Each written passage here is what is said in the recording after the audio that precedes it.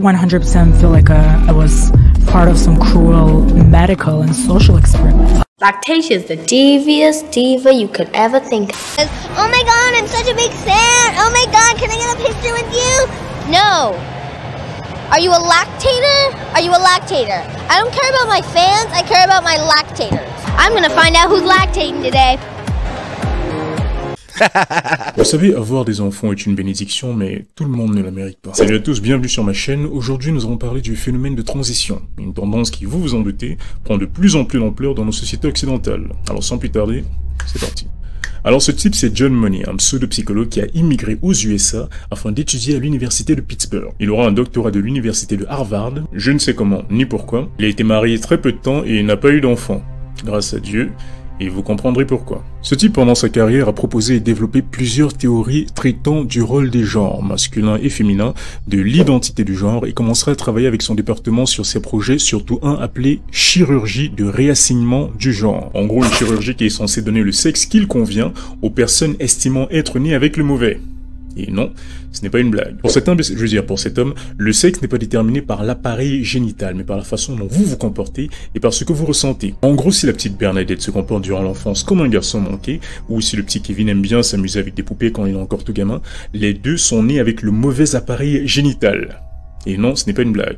C'est vraiment ce que ce type pensait et il avait un doctorat. Ce docteur, pensait sincèrement que le genre, à savoir masculin et féminin, n'était pas inné, mais s'apprenait. Ce qui nous amènera à Bruce Reimer. Alors, Bruce a une histoire qui personnellement m'a beaucoup fait rire et m'a rendu extrêmement triste à la fois. Je vous préviens, c'est déprimant. Alors Bruce, alors qu'il n'a encore qu'un bébé, subit une circoncision par un docteur qui apparemment a obtenu son diplôme dans une boîte de céréales ou qui devait être vraiment alcoolisé ce jour-là, car ce dernier va complètement foirer l'opération au point où ce dernier coupera entièrement le pénis de Bruce. Oui, je sais, ça m'a fait le même effet. Et après cet événement qui laissera Bruce avec un énorme complexe, ses parents décideront d'aller voir John Money dans le but d'obtenir une aide psychologique pour leur enfant. C'est vraiment des génies ces parents, ils ont le don de consulter les bons docteurs au bon moment. Et John, convaincu que vu la situation génitale du garçon, l'éduquer comme une fille serait parfait, il proposera donc aux parents d'adopter cette solution pour leur fils. Et malheureusement, c'est ce qu'ils firent. Des génies.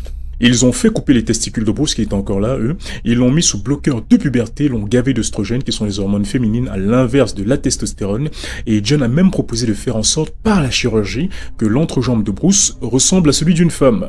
Ce que Bruce refusera. Alors, durant son enfance, John s'assurera que Bruce se sente comme une femme en lui lavant le cerveau vu que c'est son thérapeute et en même temps, ça l'aidera également à prouver la justesse de ses théories de merde sur le réassignement sexuel. Le mec est même allé pour ça jusqu'à forcer Bruce et son frère, qui était également suivi par lui, à simuler des positions sexuelles avec Bruce étant le dominé et pour couronner le tout, ce dernier prenait des photos d'eux pendant la simulation.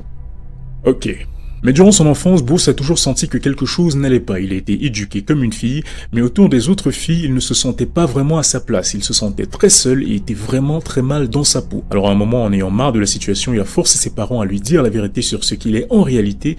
Et là, ses parents lui ont avoué qu'il était en fait un garçon. Et pensant, ce fut un gros soulagement pour Bruce. Il va commencer un traitement à base de testostérone, se fera renommer David et se mariera également plus tard. Mais le frère de Bruce, souffrant de schizophrénie depuis qu'il sait que sa sœur est en réalité son frère, finit par mettre fin à ses jours au moyen d'une overdose d'antidépresseurs, et Bruce, souffrant de divers problèmes de santé et d'un traumatisme profond, après avoir rompu avec sa femme, a lui aussi fini par se suicider.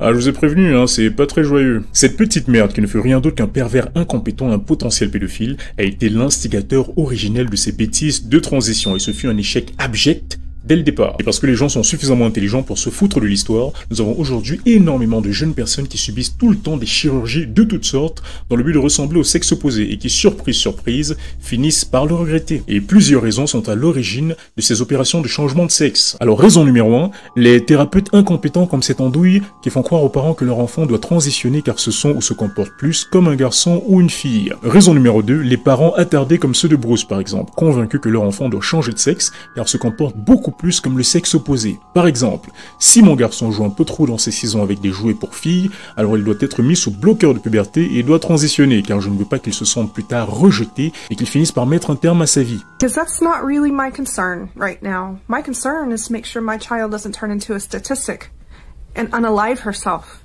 because she's not being loved and validated. Ce qui a vachement bien marché avec Bruce. Raison numéro 3, les médias et réseaux sociaux. Cette connerie est validée et célébrée, poussant de jeunes personnes à transitionner par elles-mêmes, car ainsi elles seront beaucoup plus en accord avec leur moi profond. Raison numéro 4, les parents attardés, encore une fois en particulier avec les mères célibataires, qui très souvent font transitionner leur jeune fils afin d'avoir une fille et non un garçon pour se sentir moins seul. Et très souvent lorsqu'interrogées à ce propos, elles avancent comme argument « mon garçon de 4 ans est sorti du placard » ou a avoué être transsexuel. I'm a mom of 3 children.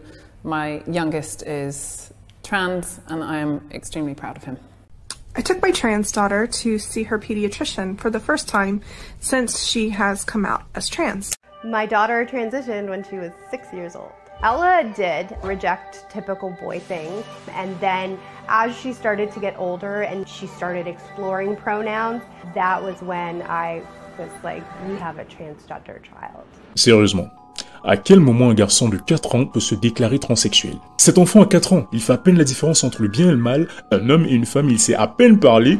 Comment peut-il se déclarer transsexuel? Les docteurs qui prescrivent et qui soutiennent le fait de couper des pénis ou des seins chez les filles devraient à mon humble avis être enfermés. Et les parents qui adoptent cette merde pour leurs enfants devraient en perdre la garde, car les conséquences de cette connerie sont réelles et très souvent permanentes. Et oui, beaucoup de jeunes personnes qui sont passées par là volontairement ou pas le regrettent aujourd'hui. Et c'est ainsi que le phénomène de détransitionneur a vu le jour. De plus en plus de jeunes personnes viennent sur le devant de la scène pour confesser leur regret d'avoir subi ou usé volontairement de ce procédé pour se trouver sexuellement parlant. I could just very harshly say to my young pre-testosterone but trans-identifying self don't do any of this, don't go on T, don't get surgery, don't even change your name, just stop. I've been living as a woman for 28 years and I fully regret this. I have borderline personality disorder, and I know for a fact that this is the reason for my transition. The trans medicalists and the doctors really target the most vulnerable of us. I was told that I was being given a cure, and I wouldn't want to kill myself anymore. And it wasn't true. At age 27, I am pooping in a bag. At age 27, I am pooping in a bag. Maladie, dépression, solitude, problèmes mentaux et suicide sont parmi les plus gros problèmes que rencontrent ces détransitionneurs. Le plus amusant dans l'histoire étant qu'on nous a dit que si jamais nous devenions beaucoup plus tolérants avec ces conneries de transition, le taux de suicide chez ces transitionneurs serait au plus bas parce qu'ils trouveraient bien plus facilement leur place dans la société. Mais c'est l'inverse en réalité. Ce taux est plus haut que jamais parmi eux. Ces gens avec ces soi-disant problèmes d'identité sexuelle sont peut-être tout simplement gays, c'est tout. Alors je ne sais pas s'il est nécessaire de le rappeler, mais je vais quand même le faire parce qu'apparemment la raison se perd. Mais si jamais tu te coupes le zizi ou les seins, tu ne les retrouveras jamais. Jamais. Alors c'est tout pour cette vidéo, merci d'avoir regardé jusqu'au bout, pense à liker, à t'abonner et à commenter pour me dire ce que t'en as pensé. Et je te dis à la prochaine, allez, ciao.